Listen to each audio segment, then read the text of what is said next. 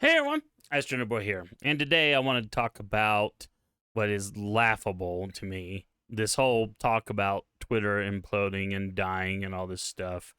And like we have articles, there's tons of these articles out here, but I picked one from The Guardian. Users urged to archive tweets amid rumors of Twitter implosion. People are wondering what parts of their online selves, loved ones, and favorite celebrities to save in case the bird goes belly up. Now, this is all coming from some disgruntled employees. Twitter had 7,500 people to run the bloody place. And I guarantee you they didn't need that many. At most, they probably needed about 200 people. And that would comprise of some devs, some infra people to handle the network, some system admins for the server stuff, some ops people to monitor the up-down status, make sure there are no problems. If there are problems, escalate them. If I didn't say DBAs, some DBAs, maybe a few other people. But you don't need that many people to run this website. I'm sorry, you just don't. And all this talk that I keep hearing of, Twitter's going to fall apart and break. No. It's just not going to happen. It's just not going to happen unless there's sabotage. If there's sabotage, that's another story. But really, you don't need that many people to keep a site up and running. And the chances of there being some kind of massive outage is pretty small. I'm sorry, it just really is. And this is speaking to someone who has worked in the IT industry for a long time. But you got all these people who are freaked out, worried, and stuff, and going, oh no, it's going to die. Where can we go? What can we do? Blah blah blah, and all this other stuff, and it's just rubbish. People get freaked out for no reason, and it is what it is. Now, there is someone on Twitter named Oliver Campbell who had a really, really good explanation of what Elon Musk is doing. And I've seen this happen in other companies that I've worked for. So Oliver says that he's going to explain, and it's not to say whether or not what's happening is right or wrong, but Elon is engaged in something called whaling and culling. First, whaling is a common refrain that you've probably heard at some point or other. 10% do 90% of the work. That's what the tight 2-week deadline for Twitter Blue was for. Musk was perfectly aware that it was an unrealistic time frame. It was a test. Now, let's talk about this 10% do 90%. I believe that is true in a lot of places, especially in these like $50 billion, whatever kind of companies. They're mega huge. They become bloated bureaucracies, and then you have these little fiefdoms, and everyone needs to justify their job and their existence in life. And to do that, they invent work.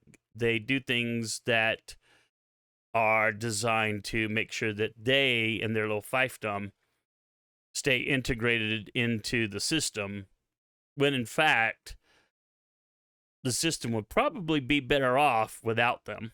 I know the company I work for now, originally we were a small company. Well, there was like several hundred employees when I first migrated over there.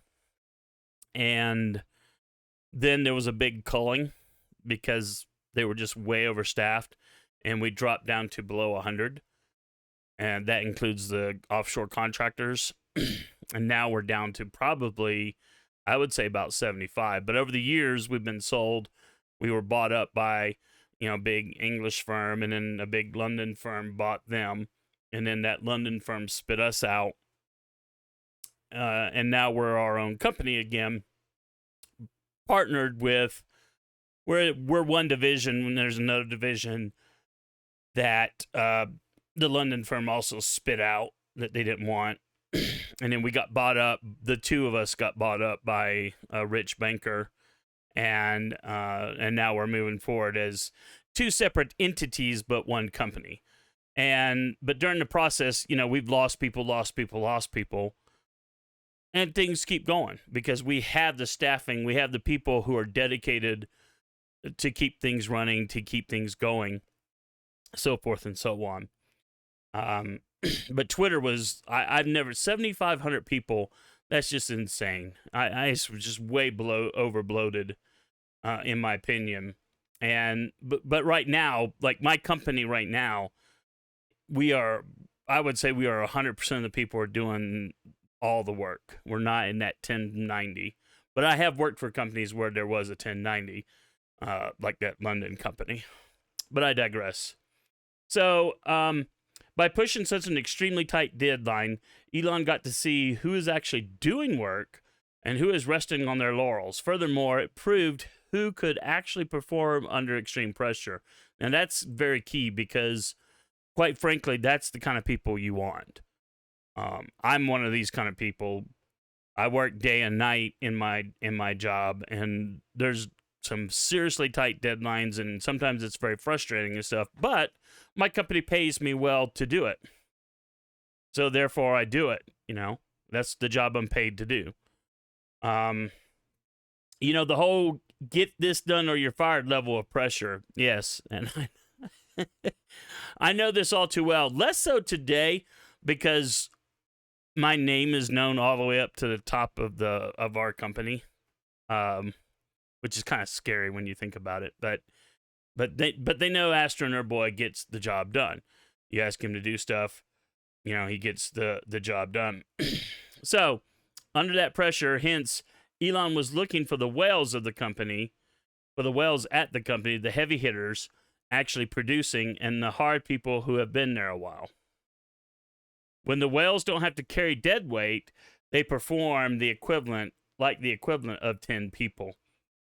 I guess so. I mean, I always did my job, even in a bloated place where there were lazy slackers doing nothing.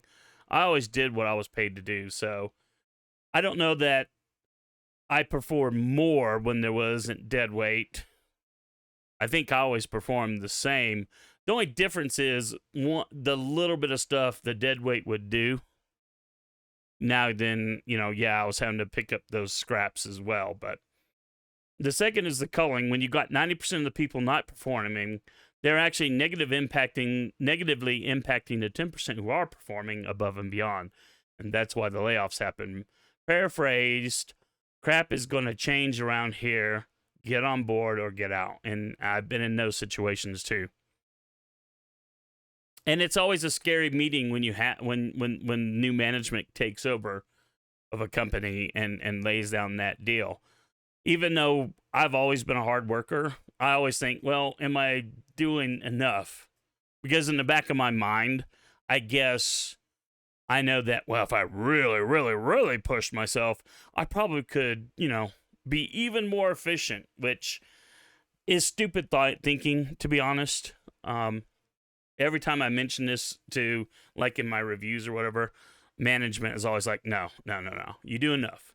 So, which is always nice to hear, but at the same time, I know who I am, and I just know that I always think, well, I could do more, but, it is what it is. So, but anyway, by calling the unproductive staff, he actually untied the hands of the productive staff. Fewer obstacles to get in the way of getting things done. It was also revealed to him who was there to make Twitter a better product versus who was there to be activists. Now, fortunately, in my career, I haven't had to deal too much with activists. There are some today. The London company was very much choked with activists, so I'm glad to be rid of all that. But for the most part, I may not be on the same political page as my coworkers, but it doesn't matter. We're not talking politics. We're talking getting business done. How can we do it? How can we get our customers the best possible product there is? And we do it. And there's a mutual respect because I respect the devs that I work with. They respect me, the project managers, back and forth, so forth and so on. So But Oliver continues, so now you've chopped your workforce down to people who actually perform, but not enough to run everything. This is why after all those people are let go, there's going to be a surprise hiring of a new bunch of people. Why? Because productive people actually know what they need to get the job done. Don't be surprised if the people that are left get to be part of the interviewing process for the new people. They'll be looking for efficiency in people who don't make their jobs more difficult. That is very true. And in my own situation, I have been interviewing folks as well as we kind of ramp up our own staffing. And yeah, I there are things that I look for. And it's actually more than just experience in using this tool or that tool. I'm always looking for attitude or one of my coworkers is not the best at using the stuff that we do, but he makes up for it by being this giant workhorse. This guy who he's there to work, and he's going to work. You just tell him what to do and he will do it. He's just a solid workhorse, but he's not a brainiac. And so he's not going to be the problem solver. He's going to be, he just wants to be, I'm not the one to figure out the bridge, how to dig the ditch, where to dig it from point A to B. You just give me a shovel and I'll dig it. You tell me where you want it dug, I'll do that. Whereas I tend to be, okay, yes, I'm going to help dig this ditch, but I also want to make this ditch be the best ditch that it can possibly be. And so forth and so on. So, but anyway, so when you continually slice away the bad portions of something, all you're left with is one of two potential outcomes: nothing usable, it was rotten to the core, or two, some substantially good bits you can salvage and build on. Elon is gambling on number two. And this is what he was talking about with Twitter 2.0. It's literally not a new Twitter, not for us. It's a new Twitter internally. How things get done, how things get rolled out, rebuilding the company with productive and more efficient people. What I'm saying is, take a look at the reactions. The people who are staying at Twitter are hunkering down and working. The people we let go are the ones calling doom and gloom. They're not wrong. The way things were done is over at Twitter. So from the outside, it looks like a giant cluster, but what's going to surprise you is that a great number of businesses are run exactly like this, and that is very true. There's a reason layoffs happen every single year across the world, wailing and calling. Elon just happens to be very vocal. And like I said at the start of the post, I didn't say this was right or wrong, just what is likely to happen. But if you never thought about it before, now you have something to think about. And he's not wrong. And like I said, I've been involved in all this before, working for big giant corporations who either get bought out, go bankrupt, whatever. And you have to deal with the fallout. And a lot of times that's when they take the opportunity, the company, especially if it gets new management, to get rid of the non-hackers, to get rid of the people who aren't pulling their weight.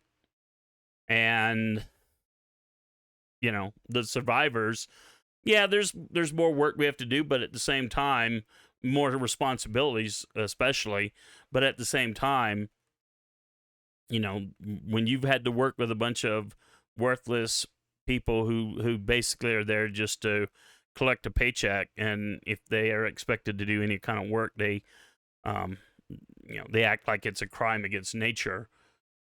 That just makes for a bad working environment totally. So, but yeah, the whole hype against Twitter, the whole hype that you see when you get these like Guardian articles and stuff talking about, it's the end, Twitter's is going to implode. Yeah. I mean, at the end of the day, maybe it does, but I don't think it will. And I think that Twitter can be run with just a